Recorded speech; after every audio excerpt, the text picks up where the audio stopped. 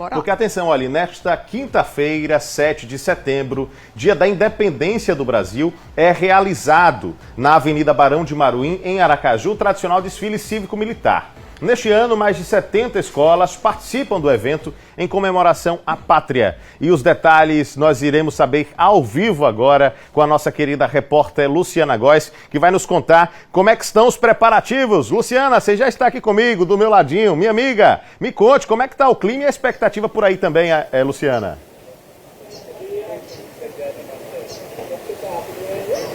Bom dia, Lucas. Bom dia, Aline. O clima por aqui realmente já é de 7 de setembro. Todo mundo na expectativa para amanhã. A preparação aqui já está nos últimos ajustes e a gente vai conversar com o secretário de Educação e vice-governador do estado, Zezinho Sobral. Bom dia, secretário. Reta final de organização, como está tudo?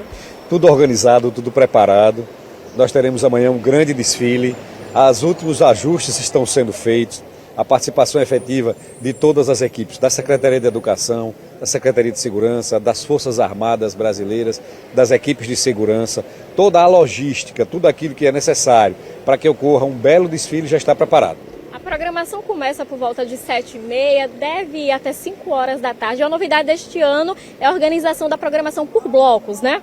Exatamente, nós começaremos às 7h30 da manhã, como nos disse há pouco o comandante do Exército, que está aqui conosco em Sergipe, que vem participar junto com o governador, com o hasteamento da bandeira. Depois inicia-se às 8h em ponto o desfile das Forças de Segurança até às 10h. Das 10h ao meio-dia virão as escolas do interior. Meio-dia às 2h, outras entidades irão participar do desfile aqui na Barão. E a partir das 2h inicia-se o desfile da capital com as escolas do estado e do município de Aracaju, que participarão até às 17h. Secretaria, essa participação, né, das instituições do interior também é muito importante, né? Sem dúvida alguma. Todas as escolas que vêm participar do interior de Sergipe virão na parte da manhã, de sorte que alguns municípios que têm atividade cívica de desfile também à tarde, não há qualquer incompatibilidade.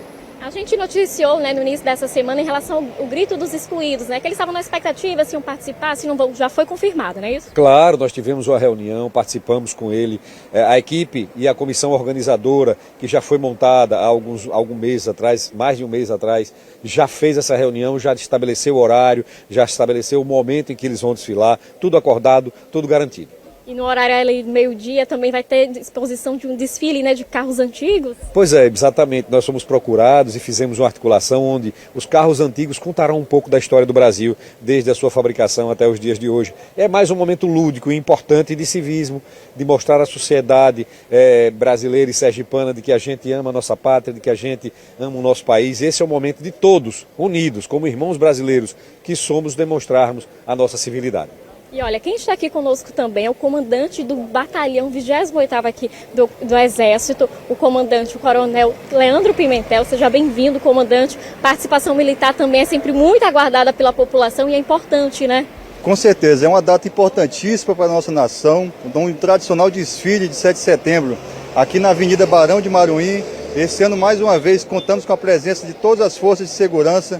Também aproveito a oportunidade para parabenizar o governo do estado pela organização, todo o apoio. Há cerca de pouco menos de 2 meses atrás, já começamos ali os planejamentos, então os reconhecimentos, todo o apoio está sendo prestado para que nós tenhamos uma linda festa cívica, que é o grande objetivo amanhã, com o início do desfile com as forças de segurança e principalmente depois com as escolas, né, que estarão passando também aqui na avenida. Comandante, eu queria que o senhor explicasse um pouquinho o que acontece antes do início do desfile, né? Às 7h30 já começa a programação e nesse intervalo, o que é que acontece? A gente inicia nossa programação aqui às 7h30 da manhã, com o hasteamento das bandeiras daqui na frente do nosso palanque principal. Logo em seguida, seguiremos junto com o governador para fazer a revista das tropas das forças de segurança que estarão posicionadas na Avenida Ivo do Prado. Logo em seguida, voltaremos aqui para o palanque e teremos início por volta das 8h da manhã do desfile propriamente dito. Eu já estou sabendo que a banda do Exército vai também viajar para o centro-sul do estado, né? Com certeza. Acabando o desfile aqui na nossa capital Aracaju, também vamos nos deslocar parte das nossas tropas para Lagarto, onde participaremos às 2h da tarde do desfile lá naquela cidade. E é sempre um muito importante o 7 de setembro, né? Todo mundo fica na ansiedade realmente de ver tanto o desfile militar como das escolas, né? Com certeza, são 201 anos de história do nosso país. Devemos aqui prestar realmente essa homenagem e comemorar juntos, como população brasileira, todos nós somos brasileiros, comemorar essa data importante e reverenciar os feitos dos nossos antepassados. Esse é o grande objetivo e com certeza eu convido a toda a população a estar presente aqui na Avenida Barão de Maruim, que teremos uma linda festa para todo o povo brasileiro, o povo sergipano. Muito obrigada, comandante. Obrigada também, secretário. Agora a gente vai um pouco aqui mostrar o trânsito da Avenida Barão de Maruim. É que por conta do desfile aconteceram algumas mudanças. Você já pode observar a montagem dos palcos. Então, entre o cruzamento aqui da Avenida Barão de Maruim com a Gonçalo Prado, desde ontem que está bloqueado. E tem algumas mudanças que vão valer já a partir de amanhã.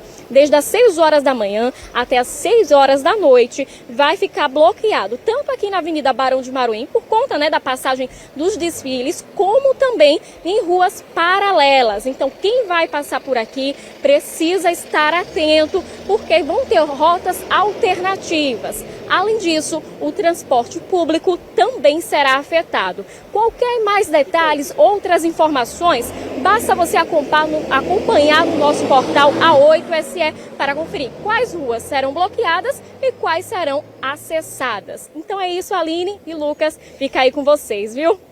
Obrigado, Luciana. Obrigado pelas informações. É isso, quase tudo pronto na Avenida Barão de Maruim, aqui na nossa capital aracajuana. Muita expectativa. Agora, quem eu sei, amanhã, gente, é bom até frisar aqui, a gente vai repetir isso ao longo do programa. Nós não teremos o Sergipe no ar, nós ficaremos com a programação em rede da Record TV. É feriado, a gente vai descansar. E quem eu sei que não vai deixar para acordar tarde, vai fazer questão de acordar cedo também, como faz todos os dias, para estar na Barão de Maruim logo cedo, é a nossa querida Aline Aragão, porque a Aline já vai com a turma toda, viu? Já tem até fantasia, bandeirinha. É isso mesmo, Aline? Vamos seguir falando sobre o assunto, né? Com certeza, Lucas. A gente segue falando sobre o assunto. Eu estou já com o entrevistado aqui, o professor Dom Diogo, que vai ampliar um pouco mais, porque é uma data muito importante. A independência do nosso país é um dos feriados mais importantes do nosso país. Como você disse, sim, eu estarei na avenida, assim, com bandeirinha, toda paramentada com minhas crianças, para já começar, né, a colocar neles esse sentimento de nacionalidade, de patriotismo. E eu já aproveito dando bom dia aqui ao meu entrevistado, ao nosso entrevistado, professor de História, que vamos falar muito mais sobre esse tema. Bom dia, seja bem-vindo ao Sergipe no Ar. Aline, muito obrigado pelo convite de vocês para estar aqui presente, falando sobre essa data tão importante para a história do Brasil. É uma data muito importante, como a gente já citou aqui, professor, mas, de fato, a independência aconteceu mesmo, como é contado ali nos livros da história? Veja, a gente na sala de aula, enquanto professor, a gente faz uma leitura crítica, né, do processo. A independência de fato ocorre, a independência de fato acontece, só que é preciso que a gente também faça essa leitura crítica no sentido de que a independência do Brasil, que ocorre lá em 1822, ela não resolve os problemas socioeconômicos existentes no Brasil naquela época. Essa reflexão é preciso que a gente faça, né? No processo de independência, através do processo de independência, foi mantido algumas problemáticas sociais, como concentração de renda, a mão de obra escrava, ela foi mantida mesmo após a independência, só que, apesar desses fatores que são negativos, que são críticos, o movimento da independência, ele tem um ponto singularmente importante para a história do Brasil, porque mesmo não tendo resolvido esses problemas socioeconômicos, a independência do Brasil, ela faz nascer, ela é o embrião de um nacionalismo brasileiro que é tão importante para a nossa sociedade. Eu vou querer que o senhor aprofunde mais essa história desse nacionalismo, desse patriotismo, porque apesar de todas as controvérsias, apesar de todas essas informações, é uma data muito importante, é uma data a ser comemorada. O senhor falou aqui sobre fatores econômicos, sociais, que trazem, que não foram resolvidos lá e trazem impactos importantes ainda hoje, no nosso cotidiano. Mas não deixa de ser uma data muito importante para o país. E como o Lucas citou, eu vou para a avenida, vou levar meus filhos, e é importante, né, que o brasileiro já comece, desde pequenininho, a saber da importância dessa data. Sim, com certeza. Só para você ter uma ideia, antes da independência, os brasileiros, eles não sentiam esse orgulho de ser brasileiro. Você tinha mais um orgulho em pertencer ao estado ou à província que você morava. Então você tinha muito orgulho de ser mineiro, de ser baiano, de ser pernambucano, de ser paulista, carioca, sergipano. Mas não existia um sentimento de nacionalidade. Então a data do 7 de setembro, que vai ser celebrada amanhã, e você inclusive disse que vai com a família toda, eu também já irei, nem estava no meu calendário, mas eu vou colocar amanhã, sim, vou, vi o coronel falando, eu vou participar. Mas essa data é importante porque até então não existia esse sentimento de nacionalismo. Como eu falei, as pessoas se sentiam mais representadas ou representantes dos seus estados ou das suas províncias. Então a independência, ela tem uma coisa mágica, ela tem uma coisa importante, apesar dos problemas que precisam ser refletidos, que precisam ser discutidos. A independência faz nascer o embrião de um sentimento de nacionalismo, de nacionalidade, uma identidade brasileira que é tão importante. E está ligado numa coisa crucial. Nacionalismo não é ruim. Patriotismo não é ruim. Amar o seu país não é algo ruim, é algo bom, desde que esse seu amor também traga consigo respeito, que traga um sentimento de igualdade, que traga um sentimento de tolerância e um sentimento também de diversidade. Então esse nacionalismo é uma coisa singularmente importante, e é importante que essa data ela nos faça refletir o Brasil não apenas em eventos de Copa do Mundo, mas que a gente sinta orgulho do Brasil, que a gente perceba que, enquanto independentes, apesar dos problemas não terem sido sanados e resolvidos, nós temos a autonomia, nós temos a liberdade de discutir os problemas do Brasil, de discutir os caminhos para resolver esses problemas e de nos orgulharmos de ser brasileiros. Deixa eu entrar nesse bate-papo aqui também, porque eu estou achando o assunto muito interessante, e eu queria aproveitar o momento, professor, para esclarecer uma dúvida, que é uma dúvida que eu sempre tive, assim, na verdade uma curiosidade, as pessoas comentam e a gente fica em dúvida, um diz uma coisa, outro acaba dizendo outra. Mas nós temos aí uma imagem que vai aparecer em tela pra gente, vou pedir para o nosso diretor Fábio Teres hoje, Fábio Teres está com a gente, que é essa imagem aí. Essa imagem ela ficou conhecida, Independência ou Morte é o nome dela, do Pedro Américo, ficou conhecida como retrato vivo, né, claro, que descreve completamente como aconteceu o nosso processo de independência. Foi desse jeito aí que está na pintura, professor? Ou não é bem assim? Uma imagem bem emblemática, é emblemática, né? Está em todos os livros, né? Sim. Cara, essa imagem a gente precisa fazer uma análise crítica sobre ela, né? Assim, isso não significa dizer que deixaremos de ser patriotas ou nacionalistas no sentido de amar o país. Mas essa imagem, pintada pelo Pedro Américo, tem uma curiosidade. A independência do Brasil, ela foi proclamada em 1822. Só que essa imagem, ela foi pintada, a conclusão da pintura dela foi em 1886. 1888, perdão. 66 anos depois da independência, encomendada inclusive pelo pai do Dom Pedro I, que era Dom Pedro II. Então, a imagem que apareceu na tela, pintada pelo Pedro Américo, ela é uma imagem romantizada. Ela não é uma imagem que representa de fato o evento, como está aí aparecendo para vocês. Há alguns elementos, por exemplo, que os próprios historiadores já contestaram. Por exemplo, Dom Pedro estava voltando de Santos. Cabe uma fofoca aqui? Cabe uma fofoca. Opa, fique à vontade. Dom Pedro estava voltando de Santos da casa da Marquesa de Santos, a famosa Domitila, que era a sua amante oficial. E ele recebe uma carta da esposa, e essa carta é entregue mais ou menos no meio do percurso, ali à margem do Ipiranga. E como ele estava viajando de Santos para o Rio de Janeiro, essas viagens longas, elas não eram feitas a cavalo, porque esses cavalos, como apareceram ali, eles não têm resistência para viagens longas. Normalmente essas viagens eram feitas em mulas, em burros mais, né, que são mais resistentes, menos pomposos, mas bem mais resistentes. Aí, para pintar num quadro heróico, ele montado em burrinhos não pegava bem. Então, os caras, o Pedro Américo foi lá, colocou ele em cavalos, né, para dar um ar de mais heroicismo. Tem um outro detalhe também. Isso serve até para alunos que estejam assistindo o programa. As roupas que eles estão vestidas, essas roupas não existiam à época. Esse tipo de fardamento passou a existir no Brasil apenas em 1840. Então, quase 20 anos depois. Ou seja, todo o cenário que está construído ali é um cenário romantizado. E por que romantizar esse cenário? Porque é o principal personagem do processo, é um dos personagens do processo de independência. Se nós vamos pintar um herói, é interessante que a gente pinte esse herói com uma imagem mais, né, vamos dizer assim, mais forte, mais imponente, que retrate um pouco do processo histórico. Mas a imagem não são equívocos, tem algumas alterações feitas propositadamente para dar um ar de maior heroicismo ao momento. Não inventa, ele aumenta, né?